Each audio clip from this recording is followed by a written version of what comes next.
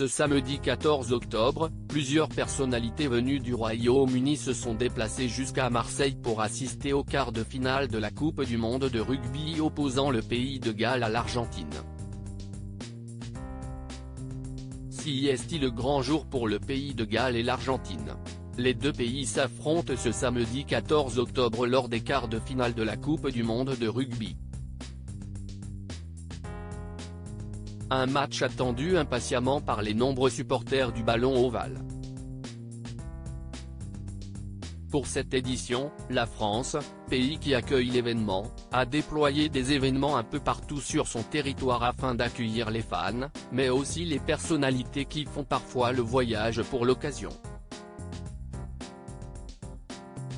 Pour ce match, qui démarre à 17h, c'est au stade Vélodrome de Marseille que les deux équipes se sont donné rendez-vous, avec à la clé, rien de moins que la famille royale d'Angleterre, comme vous pouvez le voir dans notre diaporama.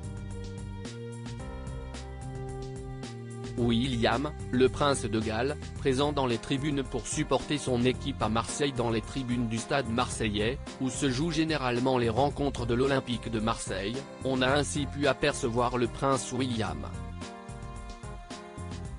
Le souverain de 41 ans, qui prendra la relève de son père au trône d'Angleterre à sa mort, en compagnie de sa femme Kate Middleton, est en effet prince de Galles. Ce titre est en effet confié au fils et héritier direct du monarque en place. De fait, le roi Charles III fut lui aussi à la même place entre 1969 et 2022, à la mort de la reine Elisabeth II. Face à ce constat, il n'est donc guère étonnant de voir le quinquagénaire se déplacer dans le sud de la France pour assister à la rencontre de l'équipe qu'il supporte officiellement. Une présence remarquée qui a sans doute donné du courage aux 15 joueurs du pays de Galles, à leur capitaine, Jack Morgan, surnommé le Dupont gallois, mais aussi au sélectionneur, le néo-zélandais Warren Gatland. Un match qui signe cependant la fin de la carrière internationale de Dan Biggar, qui a annoncé qu'il prendrait sa retraite à l'issue de la compétition, alors qu'il évolue encore du côté du RC Toulon depuis 111 sélections.